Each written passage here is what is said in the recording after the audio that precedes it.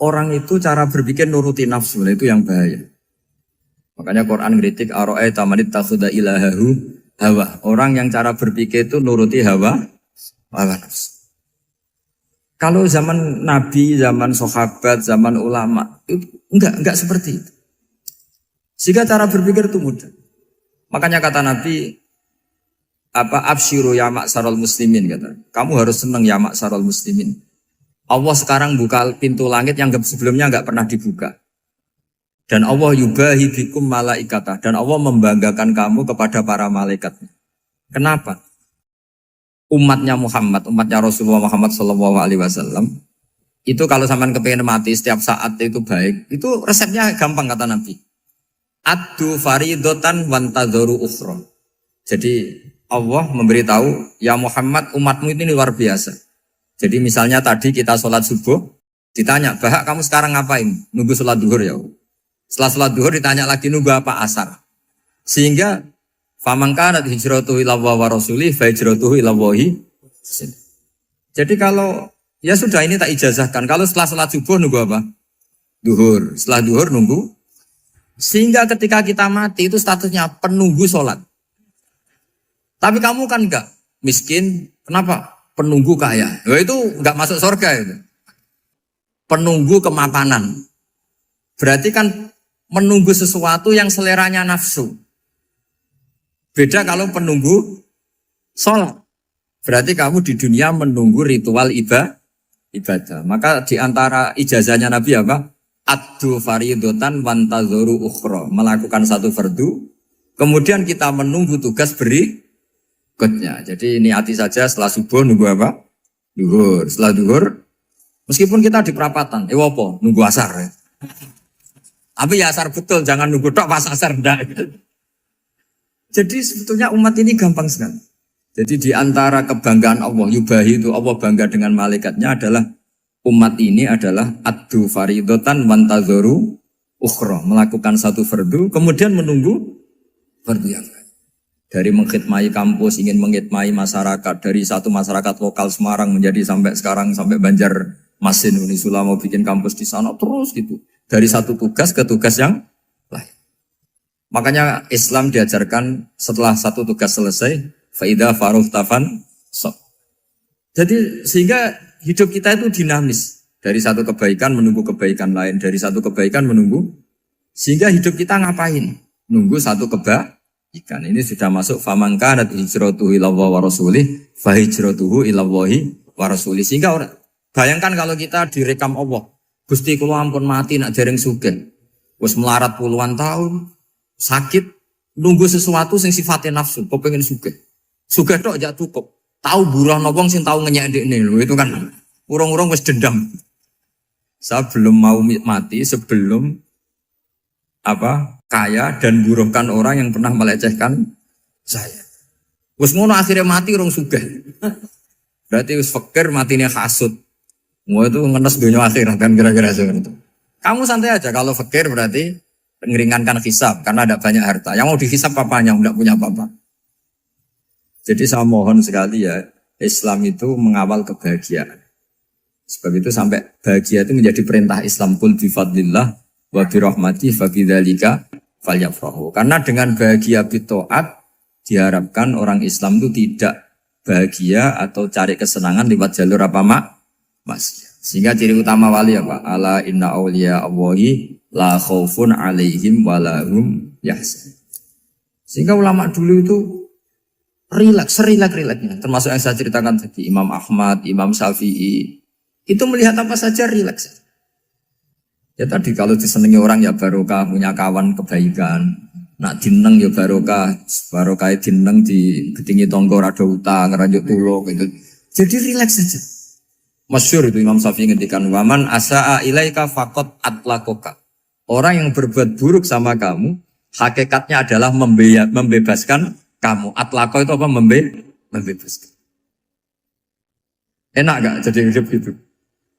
Kalau kamu kan enggak, kok gedeng aku salahku apa?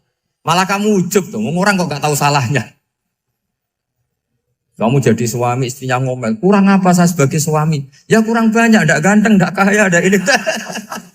Malah kalau diterangkan malah parah toh. Ya sudah rileks saja. Kalau dia ngomel ya tadi, alhamdulillah dapat pahala tanpa apa? Biaya. Terus ngomel kan butuh energi, paling yang tidak kuat 3 jam. Nanti juga berhenti apa?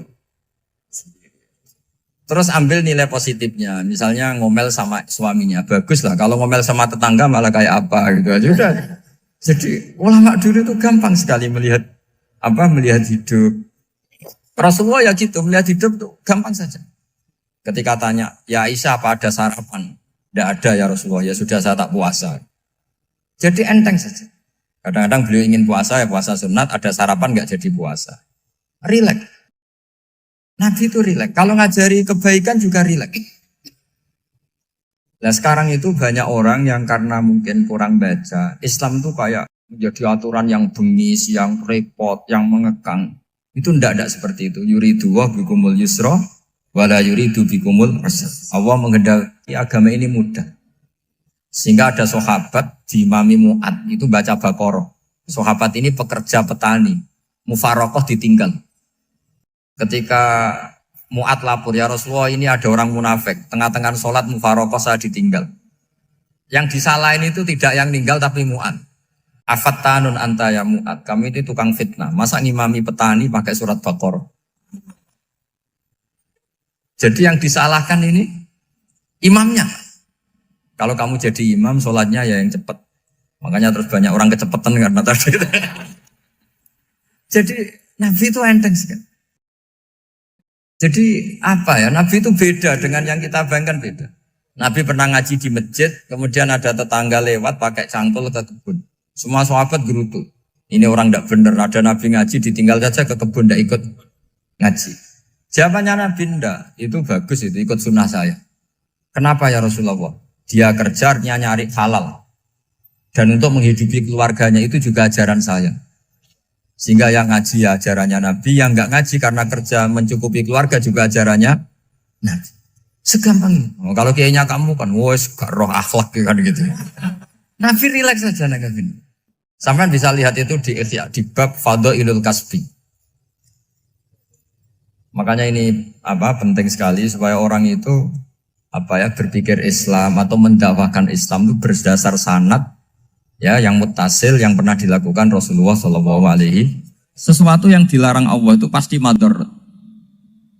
Maka untuk melarang seseorang bergantung sama narkoba misalnya atau hal-hal yang bahaya pada fisik, itu satu tentu bagi ahlullah, tentu karena takut Allah. Tapi banyak masyarakat yang memang benar-benar bisa meninggalkan narkoba karena efek buruknya ganja. Bahwa itu mengakibatkan sakau, mengakibatkan tidak sadarkan diri, mengakibatkan kebangkrutan ekonomi macam-macam. Sehingga mereka benar-benar benci sama yang namanya narkoba. Jadi di antara manhajul Quran itu kalau mentakbih, memburuk-burukkan maksiat itu mesti dikritik innahu kana fahisyah. Innahu kana fahisyata wa makta wa sa'a sabila. Innahu kana fahisyata wa sa'a sabila. Diulang beberapa kali. Sehingga dibutuhkan kecakapan untuk menganggap satu hal yang buruk itu fahisyah, sesuatu yang enggak rasional, sesuatu yang tidak positif, sesuatu yang pasti berdampak negatif. Sehingga kalau misalnya tadi dibacakan oleh Qori, kuntum khaira ummatin ukhrijat linnasi ta'muruna bil ma'ruf wa tanhauna 'anil munkar. Untuk berhenti dari kemungkaran itu satu takbihun litil kal munkar atau litil kal munkarat, bahwa mungkarat itu kita cap, kita stigmasi bahwa itu buruk sekali. Seperti Nabi mengajarkan pemuda tadi, masa kamu suka ibu kamu digitukin lelaki lain, putri kamu, bule kamu, bude kamu, sehingga orang ini pikirannya termindset betapa buruknya zina. Sama seperti kita sukses memindset betapa buruknya narkoba, betapa buruknya bahan-bahan terlarang. Begitu juga seterusnya, terus pengkhianat dan sebagainya. Tapi problem manusia adalah dia itu akan mencari kebahagiaan atau kesenangan sesaat. Maka caranya gimana? Keinginan senang lewat maksiat ini dilawan dengan nyaman dengan taat. Saya ulang lagi, nyaman dengan taat. Sehingga ulama dulu punya kalimatul munajat, artinya kalimat hubungan pribadi sama Allah yang menjadikan orang itu nyaman. Dan ini yang diajarkan kitab-kitab tasawuf. Kitab tasawuf itu sukses mengajarkan melihat alam raya ini semuanya nyaman, termasuk yang mengecewakan. Itu dianggap nyaman. Saya berkali-kali mengajarkan ilmu ini karena ini musalsal ila Rasulillah SAW. Itu pernah suatu saat Imam Ahmad itu dipanggil sama tetangganya, anak muda. Tentu Imam Ahmad ini orang yang sangat soleh, sangat waroi, sangat tunduk sama perintahnya Allah dan Rasul. Pemuda tadi manggil, ya Ahmad, datang ke rumah saya. Imam Ahmad datang. Setelah sampai ke pemuda tadi, sudah pulang lagi, saya tidak butuh kamu. Pulang lagi. Setelah sampai rumah dipanggil lagi, ya Ahmad, datang lagi. Datang lagi. Oh, saya tidak jadi butuh, pulang lagi. Sampai 3 kali. Dan itu perangai ekspresi Imam Ahmad itu atau ulama lain yang sesoleh beliau itu nyaman, indah. Beliau tetap senyum-senyum nyaman. Beliau tidak tersinggung, tidak terprovokasi, tidak. Ya pokoknya tidak tersinggung, kelihatan nyaman. Lama-lama pemuda ini terus tanya, ya Ahmad, kamu saya perlakukan seperti ini kok tidak tersinggung? Kamu senyum-senyum saja, happy-happy saja. Jawabnya Imam Ahmad itu unik. Wahai pemuda, saya kamu panggil itu senang sekali. Karena kata Nabi, kalau kamu iman dengan Allah dan Rasul, maka hormatilah tetangga. Jadi saya senang. Karena nuruti perintah Allah untuk menghormati tetangga. Jadi tidak ada urusannya dengan kamu. Kagetnya kayak apa? Jadi dipanggil tetangga ya senang karena melakukan perintahnya Allah dan Rasul, yaitu ikramul jar, fal yukrim jarum. Disuruh pulang, kamu ingin saya pulang, ya saya pulang. Disuruh datang, ya saya datang. Jadi saya tidak tersinggung, saya tidak ada urusan dengan kamu. Urusan saya dengan Allah Subhanahu wa Ta'ala. Itu kalau bapak-bapak istrinya ngomel terus sabar itu ya bagus. Saya tidak punya urusan. Kalau kamu terprovokasi oleh istri, berarti kamu didikte oleh makhluk. Masa seorang rektor didikte makhluk? Kan tidak keren. Apalagi seorang Habib didikte makhluk, kan tidak keren. Yang bisa mendikte kita hanya Allah Subhanahu wa Ta'ala. Dan Allah mendikte kita, mengajarkan kita wa ashiruhunna bil ma'ruf fa in karihtuhunna fa asa an takrahu shay'an wa yaj'alallahu fihi khairan katsira. Jadi cara melihat istri kita bawel gitu atau cerewet, alhamdulillah ini ada pahala tanpa modal, cukup sabar. Kalau istri kamu sedang mesra, malah mintanya ke mall, malah biayanya tinggi. Murah mana? Dapat pahala dimarahin sama saat mesra minta ke mall. Milih yang pertama kan? Nah ya itu tidak usah modal. Ya gitu aja. Jadi kalau istri sedang marah, bawel, anggap saja ini rezeki. Dapat pahala tanpa apa? Biaya. Nah, kalau pas rukun malah nantang ke mall, biayanya malah tinggi. Jadi ulama dulu itu melihat dunia itu happy. Pernah Imam Syafi'i dikasih tahu, orang yang tadi nyium tangan kamu ya, itu di rumah menghujat Anda. Jadi dia sopan hanya di depan Anda, kalau di luar menghujat Anda. Jawabnya Imam Syafi'i lucu. Ya baguslah. Yang cerita ini kaget. Kenapa bagus ya Aba Abdillah? Kalau manggil Imam Syafi'i ya Aba Abdillah. Ya berarti saya masih wibawa, di depan saya tidak berani katanya. Jadi dipandang enteng saja. Jadi kalau kamu di depan kamu istri kamu tidak berani belanja, tidak ada kamu belanja banyak, anggap saja Anda wibawa. Jadi enteng saja. Pernah Imam Syafi'i dikasih tahu, separuh dari kampung Anda itu gak suka kamu. Ya baguslah. Kenapa? Oh nak rukun malah bakal utang katanya gitu. Kira-kira yang utang itu yang rukun apa yang neng-nengan? Yang rukun. Jadi enteng saja. Masyhur itu makalahnya Imam Syafi'i. Waman asa'a ilaika faqad atlaqaka. Orang yang berbuat buruk sama kamu berarti membebaskan kamu. Kalau saya sedang nenengan sama Habib Hasan Toha Putra, beliau naik Alphard gak nawarin saya sah karena baru nenengan.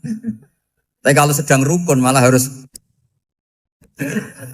repot mana? Rukun sama ndak rukun? Repot rukun sebetulnya. Jadi Imam Syafi'i itu happy saja. Kalau sedang rukun sama tetangga ya dianggap rukun itu satu kenikmatan.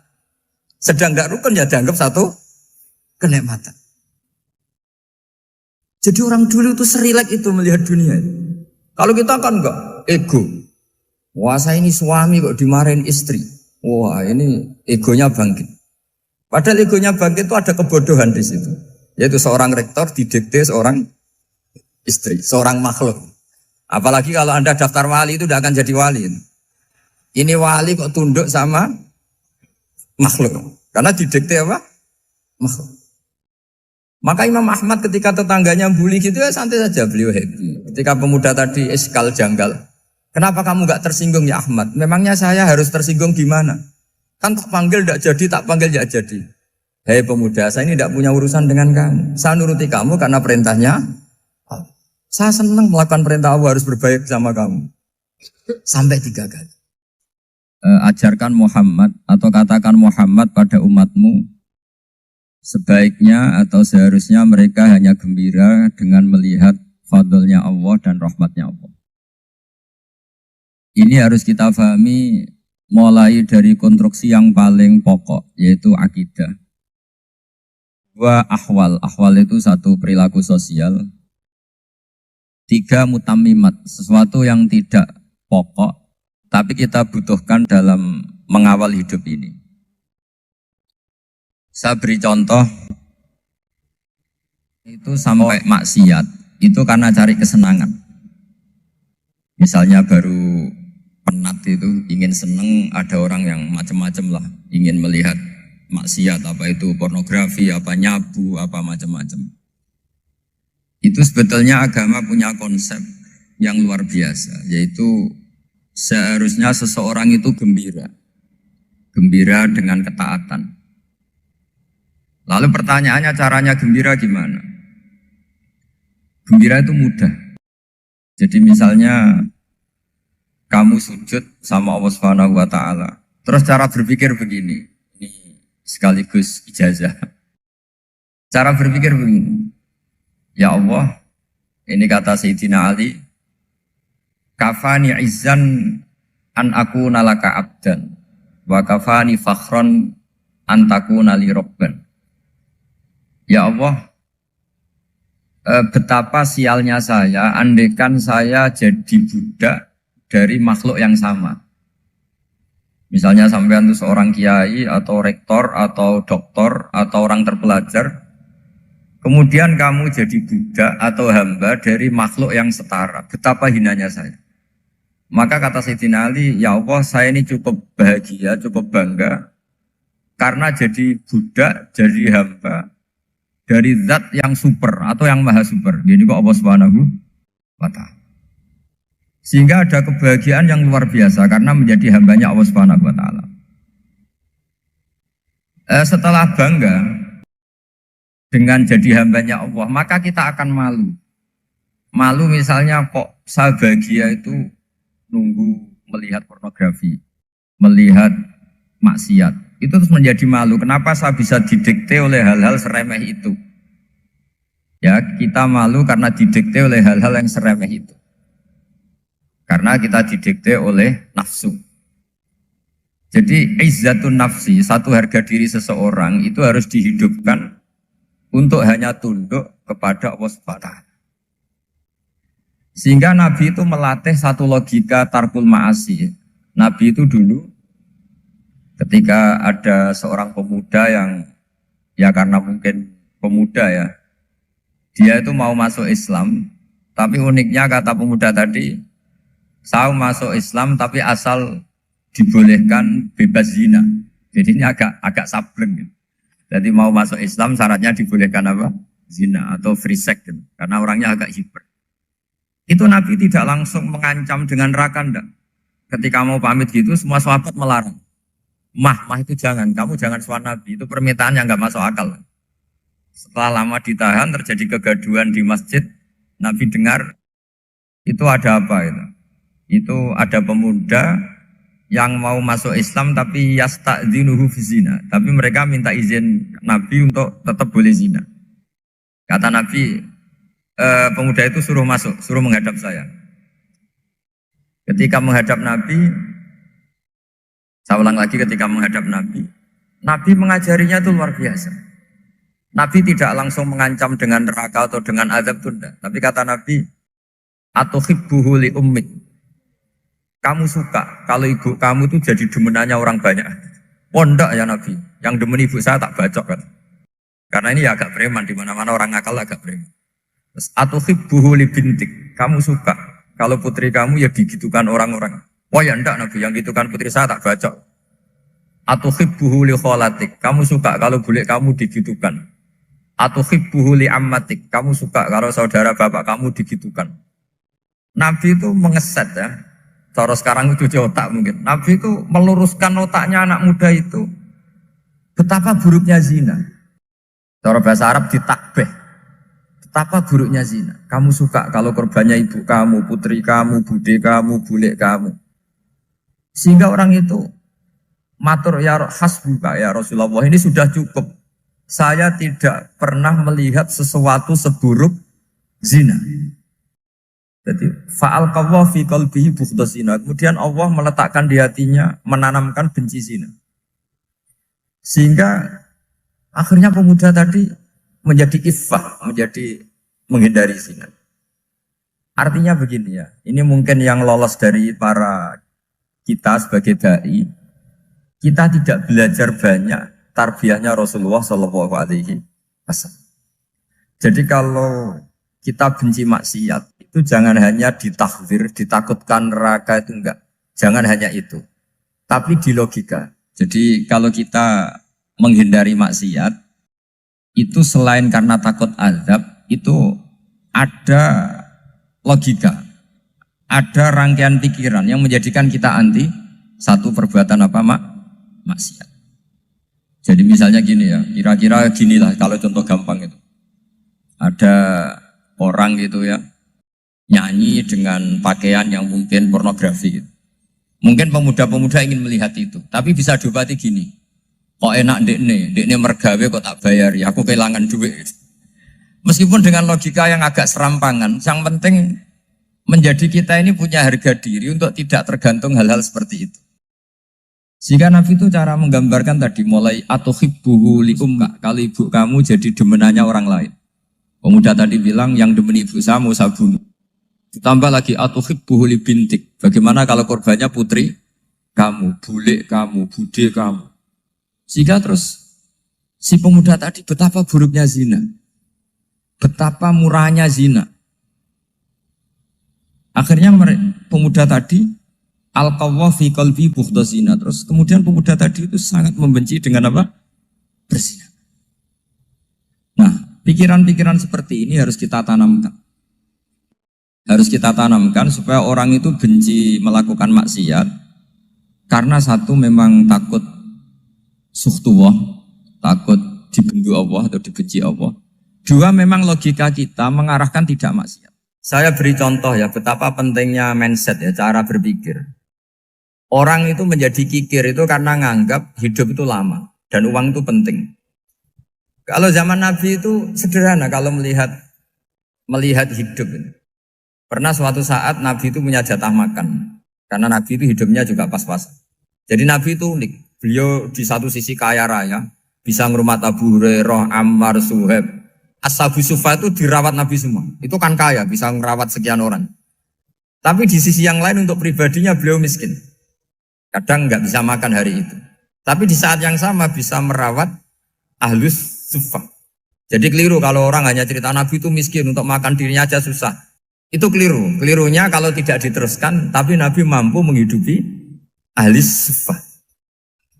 Singkat cerita jatah makannya Nabi itu dikasihkan orang ketika Nabi ditanya, ya Aisyah, makanan jatah saya di mana? Oh ya Rasulullah, tadi ada orang minta tak kasihkan, maka makanan itu habis. Apa kata Nabi? Kamu salah Aisyah. Yang kamu kasihkan itu justru yang masih. Ya yang kamu kasihkan itu justru yang masih. Sehingga Nabi menganggap, makanya Nabi terus ngendikan. Ya kalau mukhatabnya lelaki ya kira-kira begini. Wahallaka min malika illa ma akalta fa'afnaita walabista fa'ablaita. Terus hanya watasaddaqta fa'abqaita kata Nabi. Harta kamu ya kamu makan kemudian ke WC jadi kotoran atau punya pakaian mewah nanti rusak. Watasaddaqta fa'abqaita. Ada yang kamu sedekahkan yaitu yang abadi sampai akhir. Sehingga banyak pengusaha yang mencintai saya setelah tak ajari hadis itu. Misalnya punya uang 1 miliar karena dia spekulan atau pedagang rawan bangkrut, disedekahkan ke masjid 50 juta, yaitu yang abadi. Jadi kalau suatu saat bangkrut, dia masih punya uang 50 juta di akhirat. Jadi Nabi itu mengajari sedekah itu apa? Ya sedekah itu pengabadian uang. Kalau kita kan enggak, bilang sedekah itu nguras uang. Itu pikirannya setan, dan pikirannya orang Islam. Itu cara berpikir setan, bukan cara berpikir umat apa? Sehingga Sayyid Ali Zainal Abidin itu kalau ada orang minta, kemudian beliau ngasih, itu beliau bilang gini, marhaban biman hamala zati ilal akhirah. Matur nuwun nggih jenengan sembeto sangu kula nate. Jadi dianggap teller saja. Orang yang minta uang beliau itu dianggap tukang nyatet bank ini. Karena sudah ditabungkan.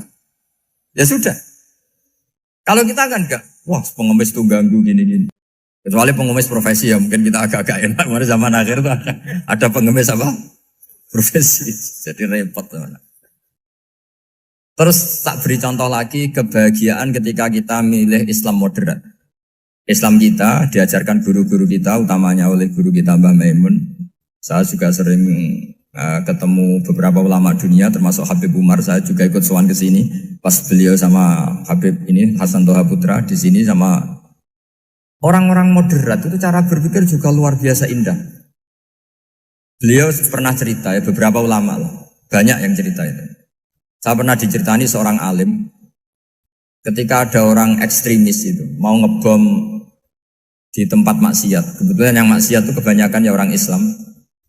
Karena di negara yang mayoritas Islam. Ditanya sama Syekh Sa'rawi. Syekh Sa'rawi itu mufassir top di mana? Mesir.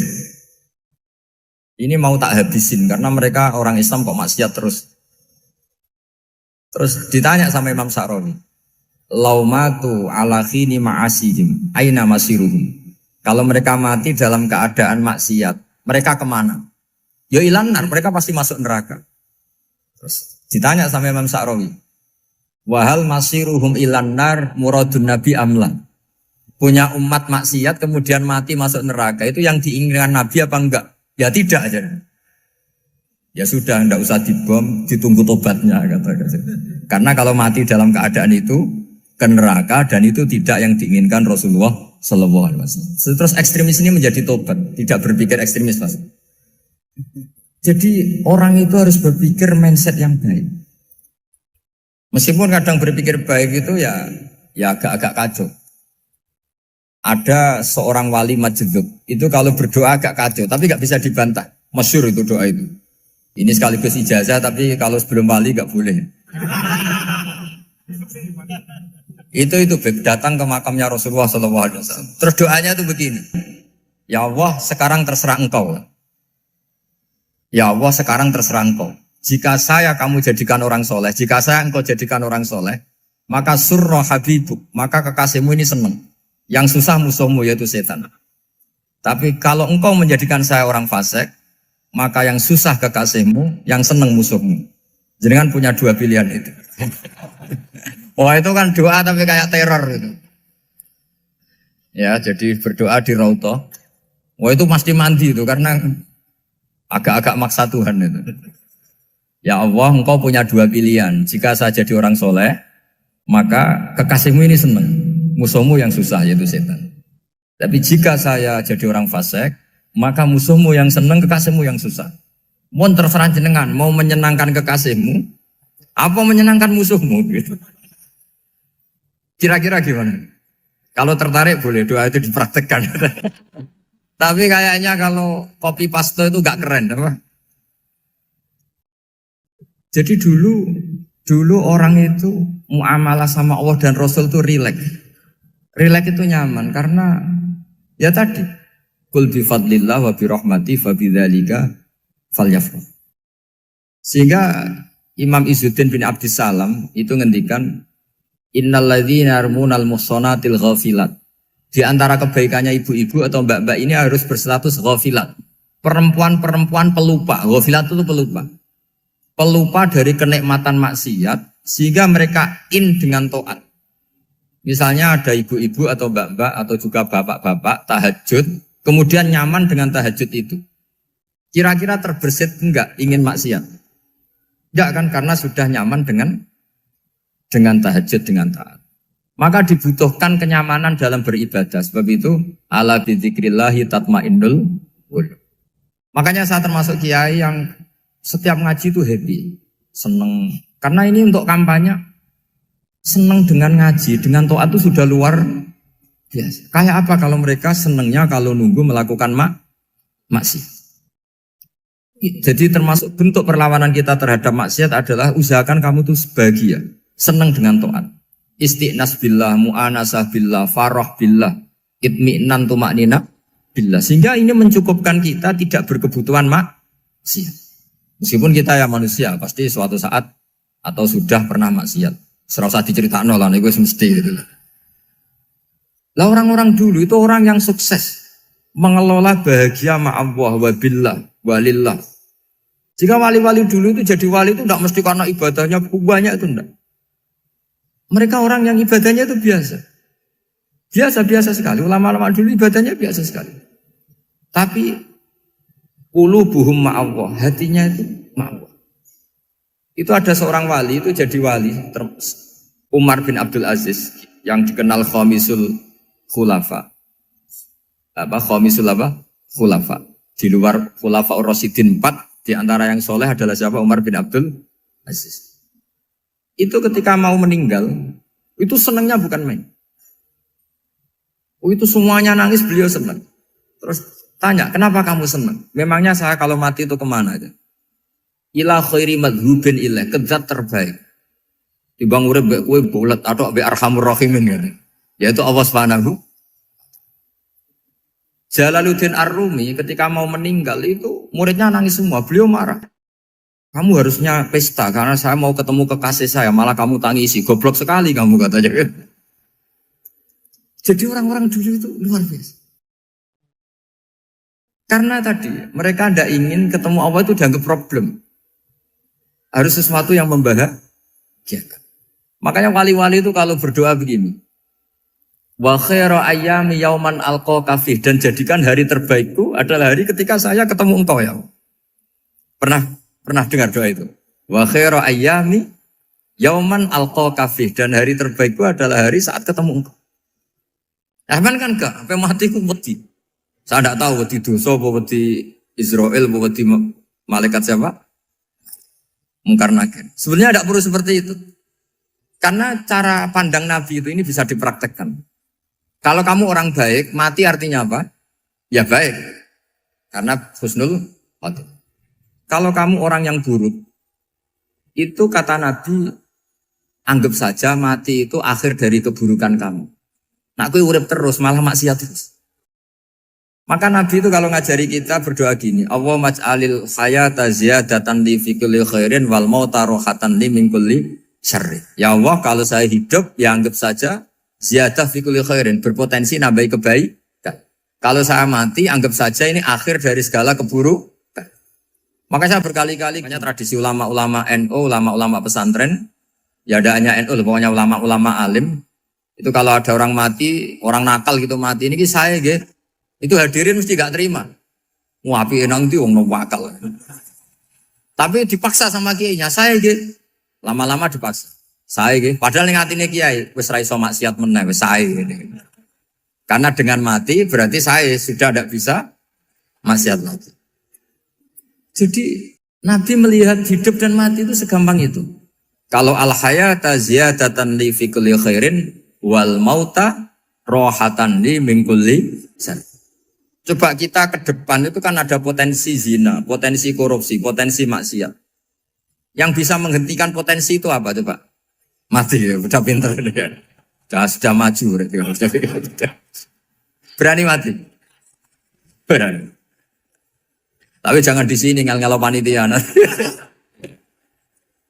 Artinya yang selama ini kita risau dengan kematian, dengan apa? Nabi ngajari kita tadi. Allah maj'alil hayata ziyadatan li fi kulli khairin wal mauta rohatan li min kulli syarr. Ya Allah, jadikan hidup ini sebagai bekal menambah kebaikan, dan suatu saat kalau saya mati, semoga itu akhir dari segala keburukan. Jadi artinya Nabi itu ngajari kita itu positif terus. Sama seperti ulamanya tadi. Nak lagi rukun mbek tonggo ya sanggep ae kanca keapian. Nak nenengan ben ra utang ngoten. Dadi pokoknya penak terus itu loh. Nak bojo lagi ngamuk alhamdulillah gak ngajak blonjo. Nak pas rukun ya alhamdulillah kok lagi rukun. Jadi gampang semua. Makanya ada seorang alim itu ngendikan begini, ada yang tanya. Saya tuh dulu ketika kaya, teman saya sering main ke saya. Setelah saya miskin gak ada teman-teman yang ke saya. Dikira si Habib ini kebetulan orangnya Habib itu mendukung keluhan dia. Ternyata enggak. Si orang alim itu bilang gini, malah bagus toh gitu. Kowe wis melarat buruhe wong. Ya sudah kamu miskin buruhnya orang lain. Misalnya tukang manol di pasar atau tukang becak. Kemudian teman-teman kamu datang, malah kamu malu tuh jadi tontonan. Bagus kalau mereka lupa, pas kamu miskin gak ada yang lihat katanya. Jadi apa ya, dianggap enteng saja gitu. Akhirnya orang ini gak jadi ngeluh. Selama ini kan kita ngeluh ya, ketika miskin teman-teman gak datang. Coba kalau mereka datang pas kamu buruh bikin botol di orang lain. Mantan bos buruh, malu gak? Milih datang kepada? Nggak lah, sudah bener itu. Jadi ulama dulu itu makanya sering baca biar tahu solusi hidup. Jadi ulama dulu tuh gampang sekali melihat kehidupan itu. Gampang sekali, indah, gampang.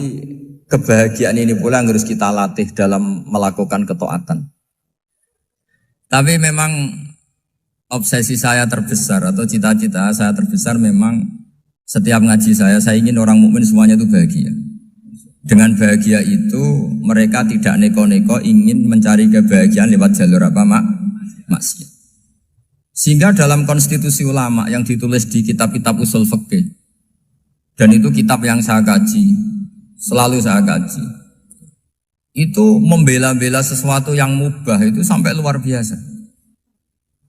Karena melihat mubah itu, misalnya Anda tidur itu berstatus mubah, Anda bermain catur berstatus mubah, Anda rileks sama teman jagungan semalam dengan teman rektor atau dosen atau yayasan itu, melihatnya bukan mubah, tapi tarkul maksiyah.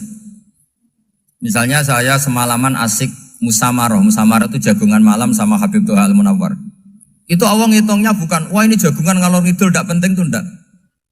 Malam itu bahak tidak ke dugem, tidak ke tempat maksiat. Sehingga ada ulama yang mengatakan mubah itu enggak ada. Saya ulang lagi, mubah itu tidak ada. Kan umumnya ulama bagikan wajib, ya kan, haram gitu. Terus diantaranya mubah, sunat, makruh. Ada ulama yang mengatakan mubah itu tidak ada.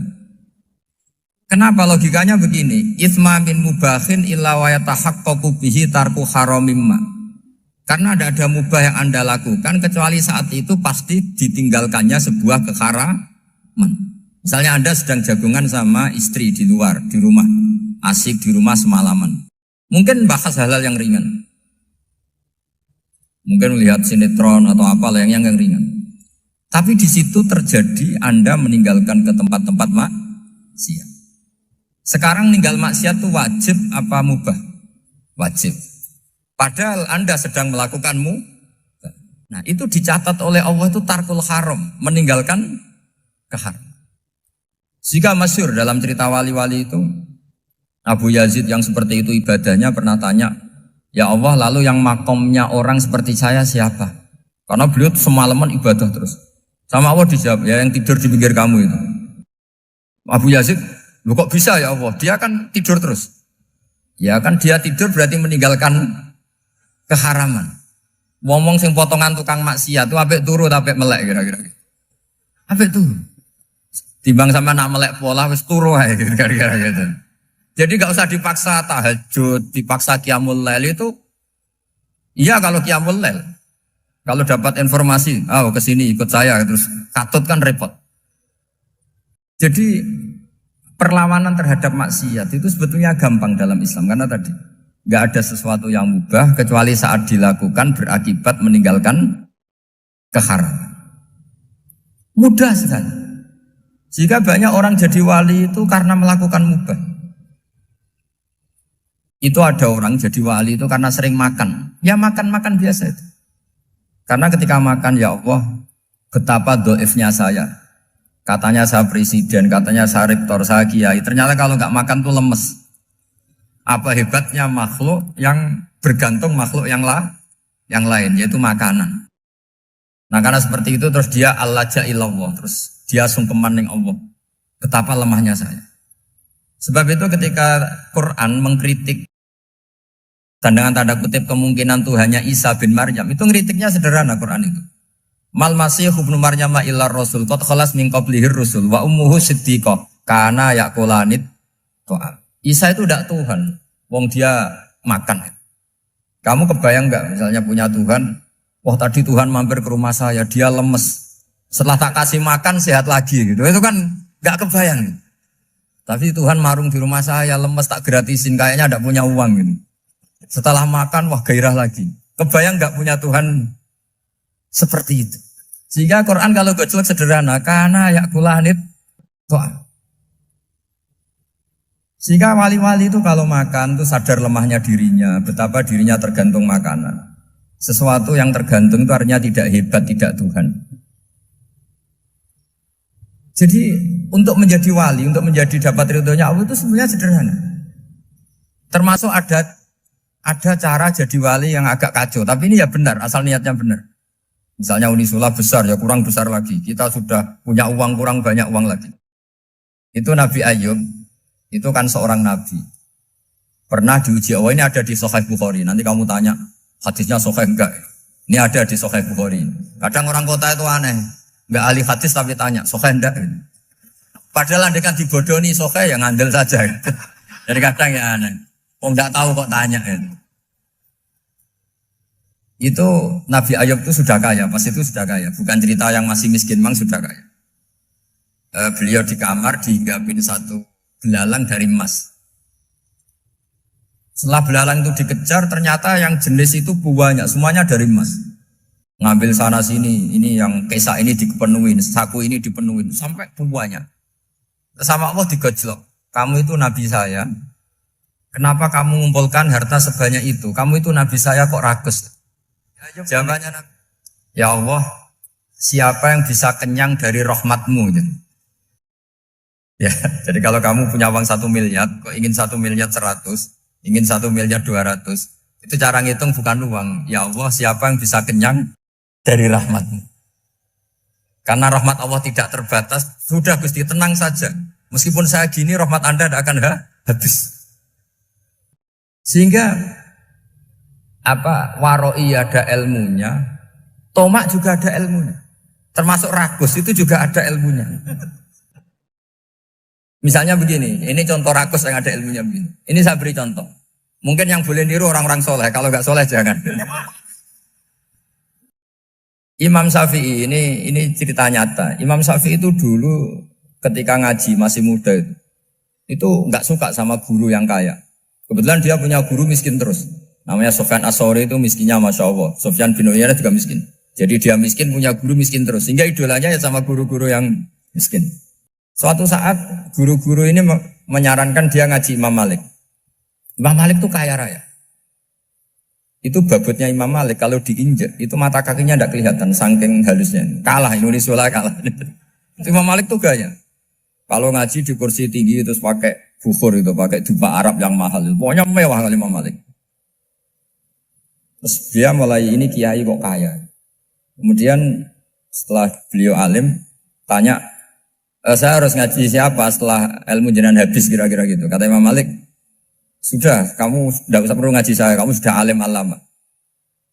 Terus Imam Malik datang ke Baki. Zaman itu Baki itu semacam kayak rentalan ya, semacam Grab lah kalau dulu itu. Mana kafilah yang mau ke Irak? Ya sudah terus, oh kita mau ke Irak. Ini antar ke Muhammad bin Hasan As-Syaibani. Itu dibiayai sama Imam Malik. Grabnya ya dibayarin, itu kafilahnya itu ya dibayarin. Imam Syafi'i disangoni surrotan min dhahabin. Jadi satu kepes uang dikasihkan. Itu pernah tak hitung semurah-murahnya itu sekitar 60 juta.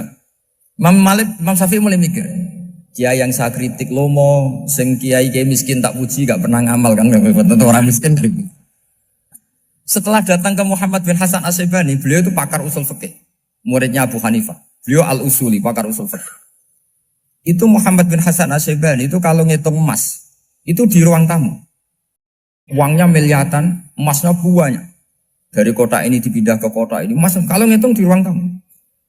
Bukan di kamar, di ruang tamu. Imam Syafi'i tambah kaget. Imam Malik kayak gitu sudah soal malah ini kaya raya. Setelah Imam Syafi'i kelihatan kaget, digojlok sama Muhammad bin Hasan Asyibani karena beliau senior. Atajabu min hadza, kamu aneh melihat ini? Iya. Kenapa? Ulama kok kaya raya. Terus kata Muhammad bin Hasan, ya sudah, uang ini tak kasihkan orang-orang fasik, binti gue demenan, gue nyabu, gue macam-macam. Oh jangan, nanti dipakai maksiat. Pun jenengan mawon sing sugih. Semenjak itu Imam Syafi'i rubah mindset. Jadi kalau kampus ini ingin akreditasi A, ingin mulia, ingin apa? Kamu ridho kalau yang punya prestasi seperti itu adalah orang-orang fasik. Ridho enggak? Enggak kan? Maka didoakan ini. Nah itu namanya berpikir secara usuli. Kamu jangan hanya nuruti karena berpikir waroi terus kamu benci kekayaan. Tidak bisa seperti itu. Karena pangkat dan kekayaan ketika dikelola secara kesolehan maka akan menjadi energi positif yang luar biasa. Semenjak itu Muhammad bin Hasan Asyibani berhasil mendidik Imam Syafi'i. Sampai akhirnya keterusan Imam Syafi'i berpendapat kalau orang Islam bisa bikin rumah tingkat kok punya rumah reot itu haram. Akhirnya keterusan. Kalau bisa jadi bupati kok jadi ketua RT juga haram. Karena al-Islam ya'lu wala yu'la. Islam itu luhur bukan bisa diluhurin. Sehingga rata-rata orang Syafi'iyah termasuk kiai-kiai Indonesia itu rata-rata ya agak-agak politikus. Ya agak-agak kedonyan, mungkin sebagian kedonyan tenan gitu. Karena gak ridho gitu loh. Kalau kesempatan itu dikuasai orang fasik kemudian menjadi kekuatan maksi. Coba kalau bupati itu orang yang fasik. Kemudian programnya supaya rakyat seneng semalaman dangdutan yang purno misalnya. Supaya rakyat seneng dibolehkan dugem, dibolehkan judi. Tapi kalau yang jabat orang soleh kan ada beberapa perda yang menolak penyakit apa? Masyarakat. Jadi kamu jangan melihat bahwa kepangkatan ini hanya sebagai alat korupsi, alat otoriter. Enggak. Asal kena orang soleh, maka ini menjadi energi kesolehan atau energi positif. Sebab itu ketika Allah muji para nabi yang soleh, diantaranya disifati apa? Faqad ataina ala Ibrahim al-kitab wal hikmata, terusannya wa atainahum mulkan azim. Dan Nabi Ibrahim dan keluarganya tak kasih kerajaan yang besar. Nah sekarang masih banyak orang yang cara pandang ngapain bikin Unisula yang megah, ngapain berambisi punya akreditasi A dan sebagainya. Menyoal seperti itu salah secara usul fikih. Karena secara usul fikih kesempatan yang baik tentu harus diperjuangkan oleh orang-orang yang soleh. Karena ini supaya jadi otoritas yang positif. Itu dulu ada latihannya. Jadi orang dulu itu gampang sekali ketika milih miskin ditanya, kenapa miskin? Saya ingin hisab saya ringan. Tapi ketika mereka kaya, yang soleh, supaya harta ini tidak dipakai orang yang nanti dipakai maksiat. Kita misalnya orang soleh mau pangkat, karena kita ada ridho, kepangkatan itu dipegang orang maksiat, kemudian menjadi energi maksiat. Begitu juga seterusnya. Maka ulama dulu itu rileks. Sampai Senawawi Al-Bantani itu nanti bisa dicek di tafsir. Qul hal yastawil ladzina ya'lamuna wal ladzina la ya'lamun. Beliau muji-muji ulama. Kemudian ada seorang yang agak hasut mungkin. Tanya begini. Hebatnya ulama itu begini-begini. Terus ditanya, tapi kenapa kita sering melihat ulama ngantri proposal di rumahnya bupati kan? Sementara bupati nggak pernah datang ke ulama ngaji ihya. Jawabannya Imam Senawawi itu unik.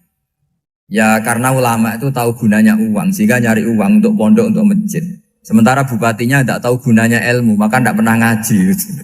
Jadi ya ringan saja oleh. Jadi ya sudah seperti itu.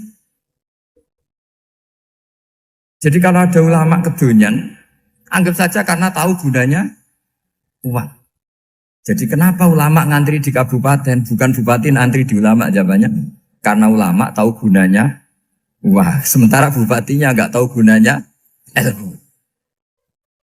Kira-kira gitu lah. Ada ustadz tidak ganteng, kesensem rondo cantik, karena tahu gunanya ustadz itu. Artinya tahu gunanya kalau saya nikah nanti punya anak jadi gus, kan dia kiai gitu. Tapi rondone raro gunane dia karena miskin gitu. Jadi ulama dulu itu rileks. Rileks menafsirkan apa saja itu rileks, termasuk saat terpojok. Itu rileks. Karena semuanya dianalisis pakai ilmu. Sehingga ciri utama wali itu apa? Ala inna awliya Allahi la khaufun alaihim walahum yahzanun. Enggak ada rasa takut, enggak ada rasa gampang. Karena melihat sesuatu itu gampang saja.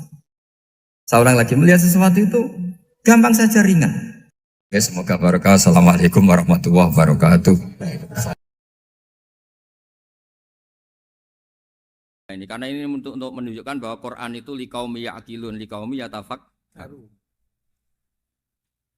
Ada seorang kiai, seorang ustadz, kiai dulu itu ya memang orang soleh, alim terus jadi kiai.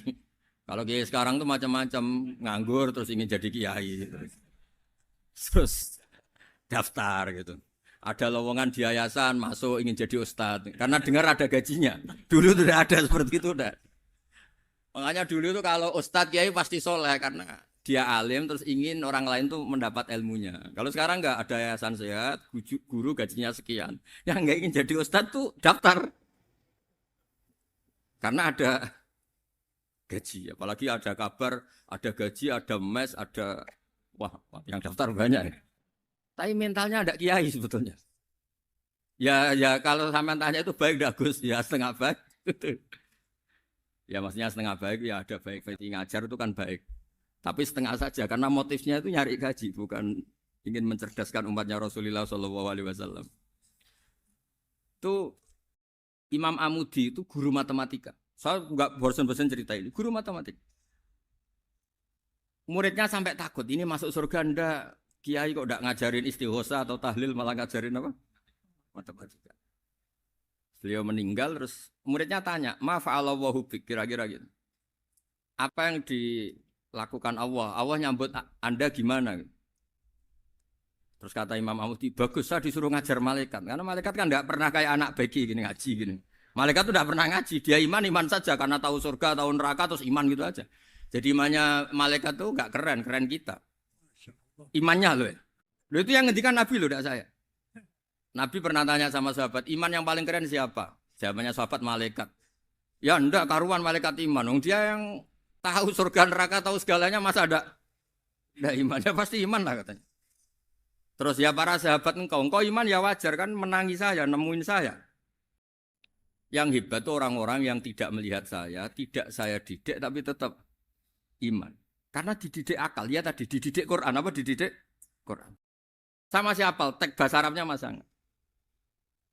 Terus Imam Amudi kata Allah, suruh dia ngajarin para malaikat cara menemukan saya. Malaikat dikumpulin terus Imam Amudi disuruh ngajar. Sama singkat kata-katanya Allah di mimpi itu. Istadilla ala wahdaniyati. Di hadrati malaikati. Tolong ajarkan cara menemukan saya padahal Anda ini manusia yang tidak melihat saya.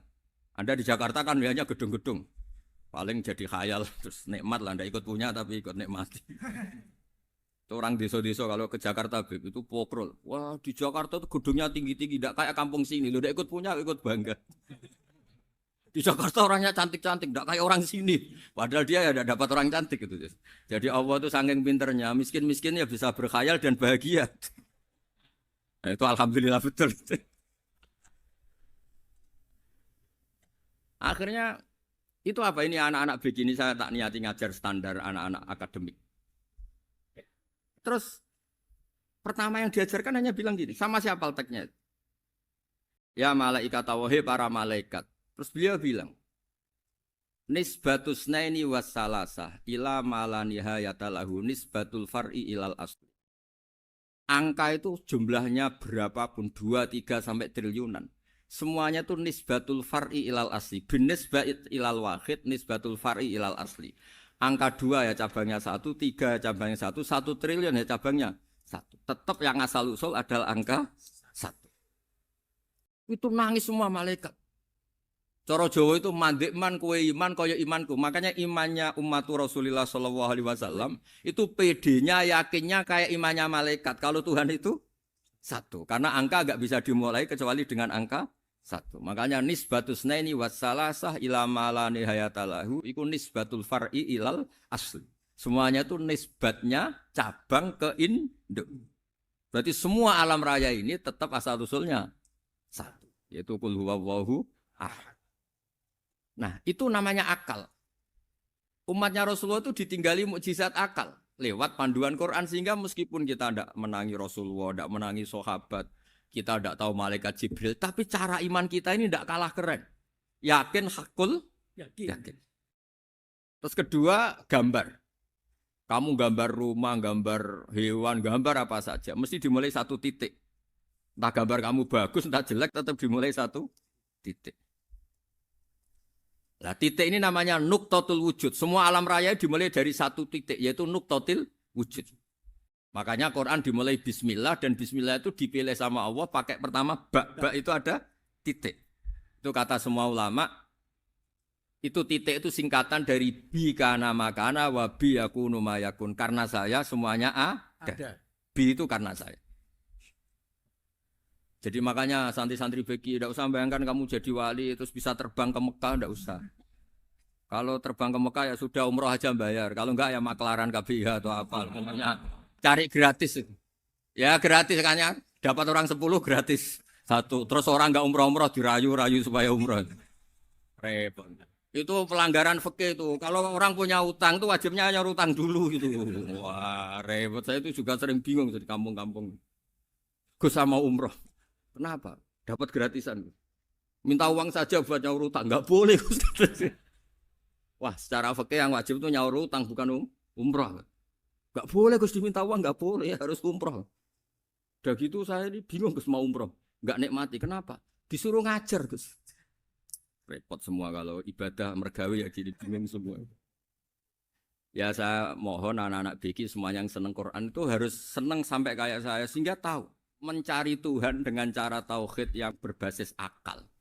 Itu sedzahir imannya malaikat. Jika di klasmen iman itu manusia ulul ilmi, kita-kita yang nekuni ilmu itu nomor 1 prakteknya.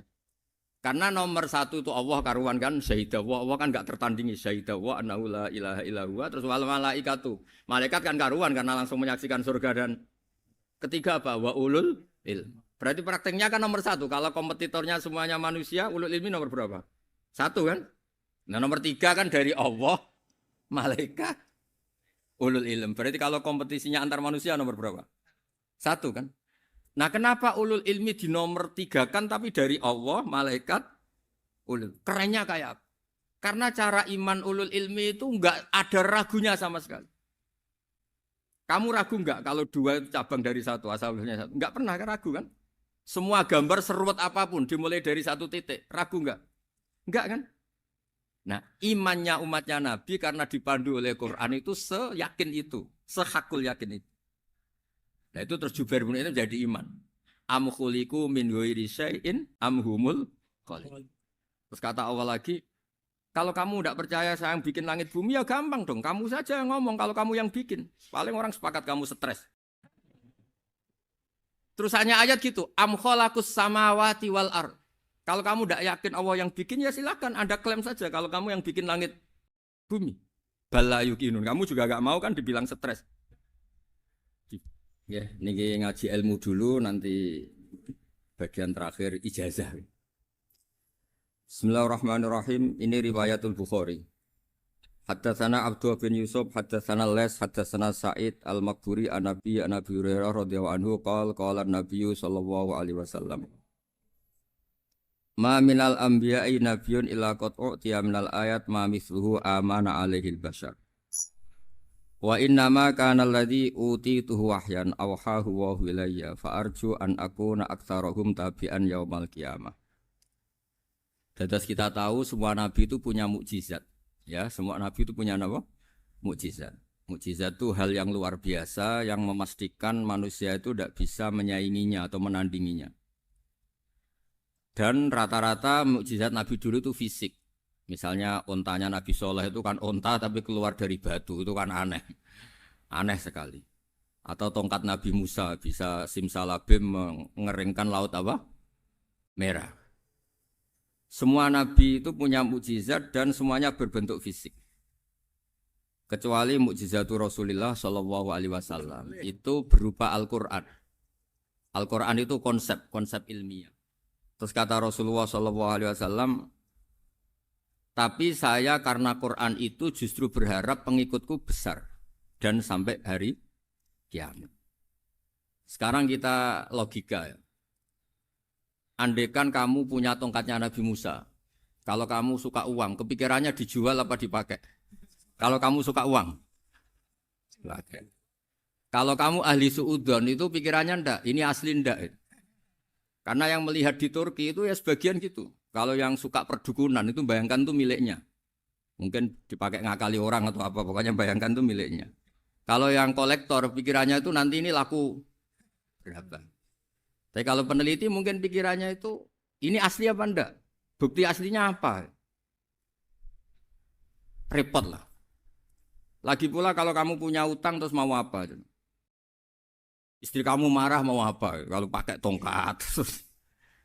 Nah, beda dengan mukjizatnya Quran itu semuanya apa? Ilmiah. Orang yang sedang harmonis dengan istri bisa pakai ayat di antara ayat-ayat Allah itu apa? Wa ja'ala bainakum mawaddatan warahmah.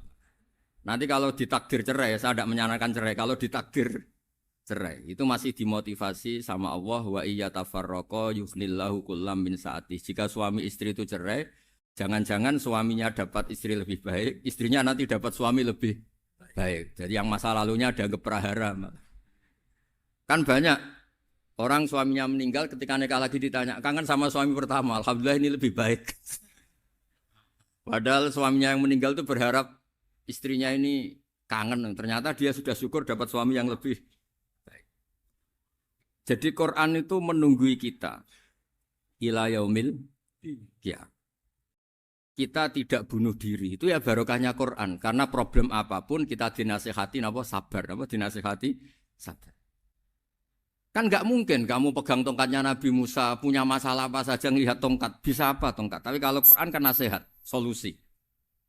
Makanya Nabi berharap dengan Quran ini, saya berharap pengaruh saya, pengikut saya terbanyak ila yaumil qiyamah.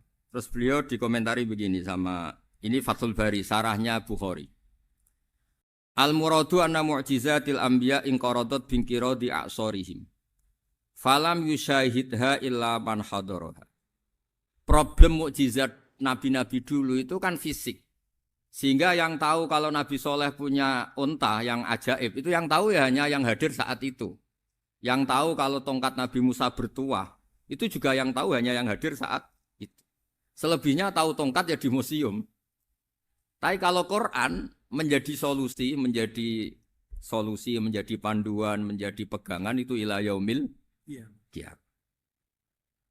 Kita beri contoh ya Quran panduan yang paling gampang misalnya begini. Dulu ini cerita ya. Dulu itu ada orang kafir cerdas namanya Jubair bin Mut'im. Itu saking pinternya dia, pinter juga tokoh. Itu sebagai delegasi pembebasan Asra Badrin. Jadi tawanan-tawanan perang Badar itu mulai dulu ya ada negosiasi mau dibebaskan. Terus orang-orang kafir ini menugaskan namanya Jubair bin siapa? Mut'im. Ini ada di Bukhari. Karena ini ngaji di Jakarta. Kalau orang nggak tahu hadis juga tanya ini sahih enggak gitu. Wong nggak tahu kok tanya itu aneh. Padahal kalau dibodohi itu ya nggak tahu. Tapi ya tetap tanya, hadisnya ini sahih enggak? Ini kata kiai apa kata nabi ini ya ribet. Memangnya kata nabi kamu dengar kan ya lewat kiai. Setelah itu Jubair itu datang ke Medina. Dengerin, datang ke mana? Medina. Kemudian dengar Nabi baca Wattur pas sholat maghrib. Jubair karena Nabi dulu gak ada hotel, gak ada pondok ya. Pondoknya Nabi hanya sufah itu. Nabi baca maghrib, bukan diskusi, bukan debat. Baca Wattur wa kitabi mastur firrokim mansur wal baitil ma'mur wasaqufil marfu wal bakhril masjur. Terus itu. Kemudian sampai pada titik ayat am khuliqu min ghairi syai'in. Masa manusia atau alam raya yang maujudat, yang nyata, yang wujud nyata. Kemudian asal-usulnya itu ketiadaan. Ini kan hadhil alam maujud, alam ini kan nyata. Masa sesuatu yang nyata, penciptanya itu tidak nyata. Jadi nggak mungkin ada faham nihilisme. Kalau faham nihilisme berarti melahirkan teori begini. Al adamu yakhluqu maujudan, sesuatu yang tidak ada menciptakan yang itu kan akal nggak bisa nerima. Kalau sesuatu ini ada, penciptanya pasti ada. Terus akhirnya Jubair bin Mut'im itu simpuh di depan Rasulullah terus bilang, "Ya Muhammad, kada qalbi ayatir." Hampir saja hati saya terbang.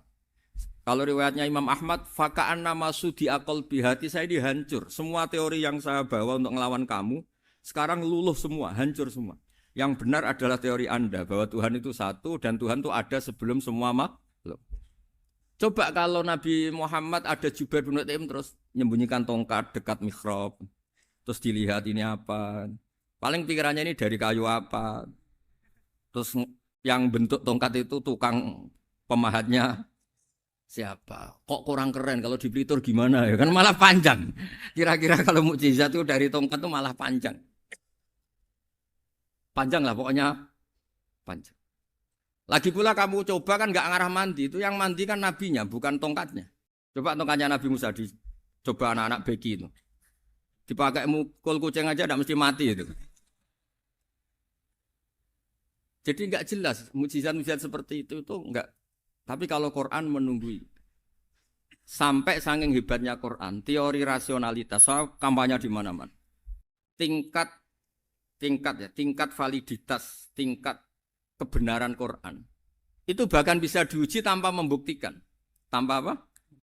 Cukup pakai akal. Ya terus saya teruskan. Fala yamurru terus al murad anna mu'jizatil anbiya in qaradat bin qidari asaim wa mu'jizatul Qur'an mustamirratun ila yaumil qiyamah wa kharquhu lil adat fi uslubihi wa balaghatihi wa ikhbarihi bil maghibat. Terus kata ini yang ngarang Fathul Bari sarahnya Imam Bukhari. Fala yamurru asrun minal a'sar illa wa yadharu fihi shay'un mimma akhbaru bi annahu sayakun yadullu ala sihhati da'wahu. Wa hadza aqwal muhtamilat wa takmiluhu fil ladzi ba'da wa qilani ya anal al makna anal mukjizat al madiyah kanat khissiyatan tusyahadu bil absar kana qati soleh wa asa Musa. Mukjizatnya nabi-nabi dulu itu hanya penyembuh, hanya pelengkap, hanya nuruti keinginan mata. Seperti dahsyatnya apa? Laut Merah di sebelah apa dipukul sama tongkatnya Nabi siapa? Itu semuanya itu hanya memanjakan mata. Urusan mata. Terus wow itu. Tapi kalau mukjizatnya Nabi Muhammad itu berdasar akal. Maksudnya berdasar akal nih dengerin ya. Dengerin betul. Ketika Laut Merah terus tersibak kan wow itu keren kan. Terus kita bilang menyimpulkan wah kita tidak akan mampu. Itu bodoh sekali kesimpulan kita tidak akan mampu. Meskipun bikin nyamuk Anda juga tidak mampu. Loh untuk memutuskan tidak mampu saja kok sampai pertunjukan seperti itu tuh laopo, cek goblok gitu.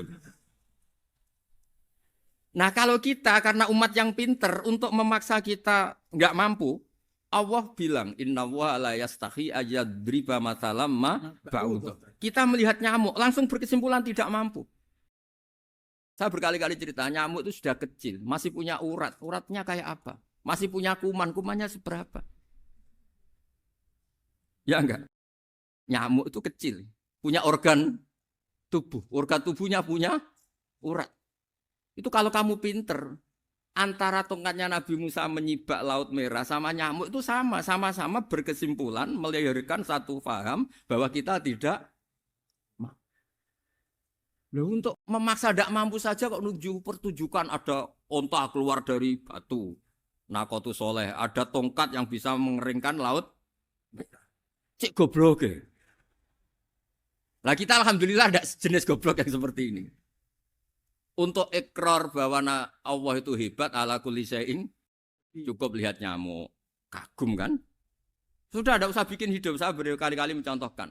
Para pemahat tak suruh bikin patung gajah itu mampu. Tak suruh bikin patung nyamuk kalau bisa. Nyari materi dari apa? Gampang mana bikin patung gajah sama patung nyamuk? Gajah, makanya Allah bikinnya contoh itu untuk ijaz itu pakai nyamuk, bukan pakai gajah. Itu kalau ustadz-ustadz yang agak jorok malah contohnya nyamuk, Gus. Itu kecil. Itu kayak apa? Di dalamnya dia hamil. Oh, itu anaknya kecil, kecil lagi, telurnya kecil lagi itu gimana itu cara bikin itu? Makanya di sini ini ada kitab Itqon, itu komentarnya itu lucu. Ini kitab Al-Itqon karangannya Imam Suyuti. Ini persis komentar saya tadi ya. Kata Imam Suyuti, pengarang kitab Itqon, wa ya imma khissiyah wa imma akliyah. Jadi mukjizat itu ada yang fisik, bisa dilihat indra, panca indra, bisa dilihat akal. Wa aktsaru mu'jizati Bani Israil kanat khissiyah li baladatihim. Bilada itu goblok, wakil lati basoirihim. Dasar wong goblok. Mukjizat kok ngenteni sing wow. Maksudnya dasar wong untuk ngakui Allah hebat saja kok nunggu halal yang seperti itu. Paham ya? Mergo likil lati napa aklihim.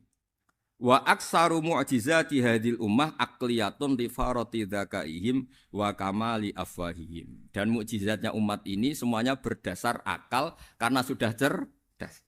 Jadi andaikan kita melihat tongkatnya Nabi Musa menyibak Laut Merah dengan melihat nyamuk, kesimpulan kita sama. Sama-sama wow, sama-sama keren, sama-sama memastikan kita tidak mampu.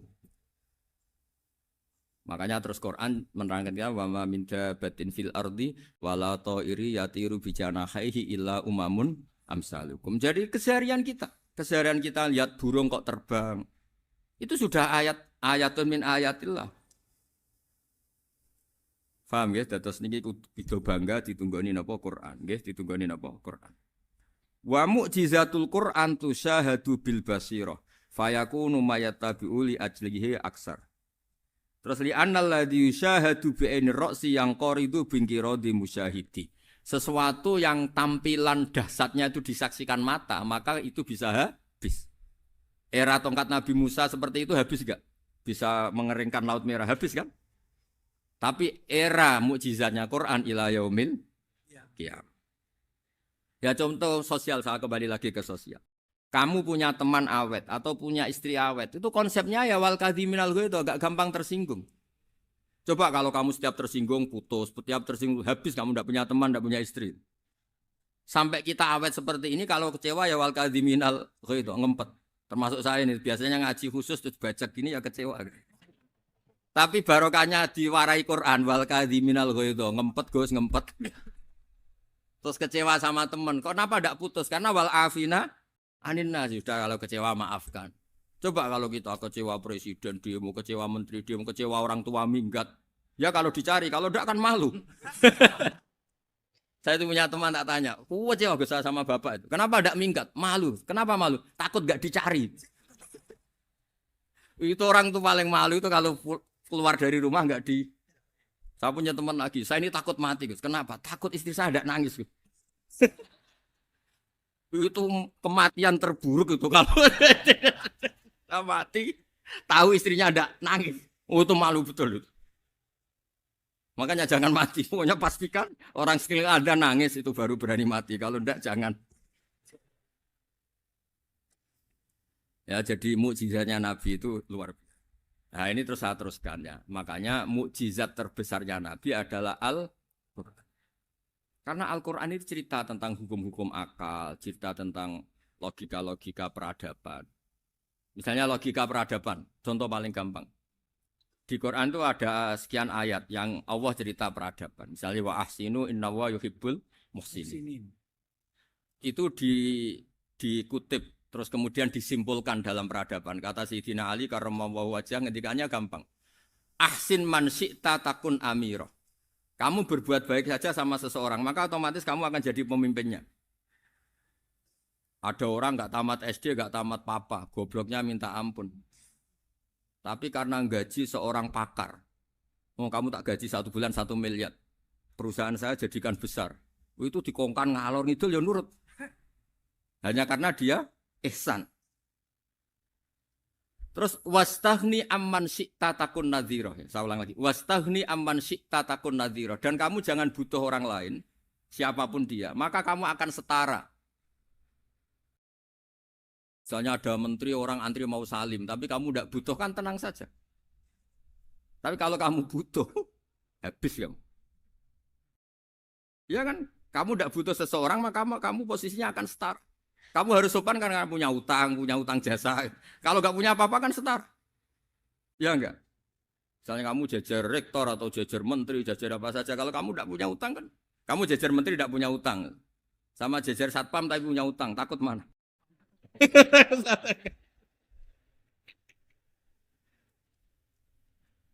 Kalau butuh itu mesti kalah kan?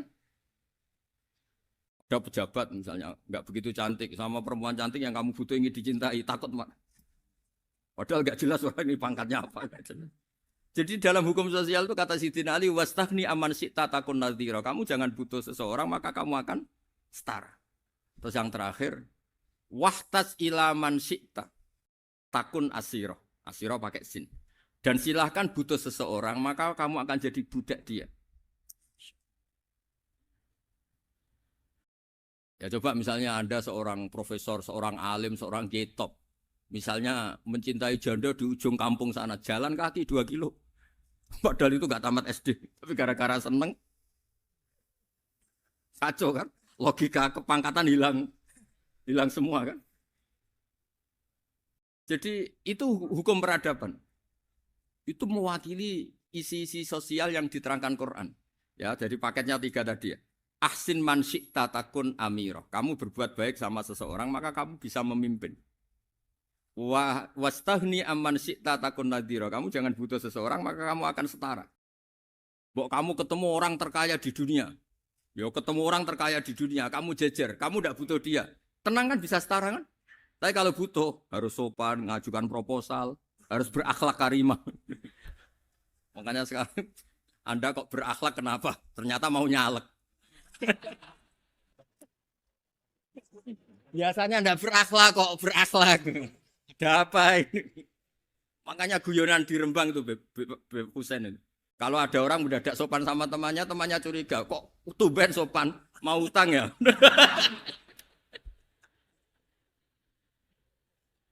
Zaman akhir itu kacau.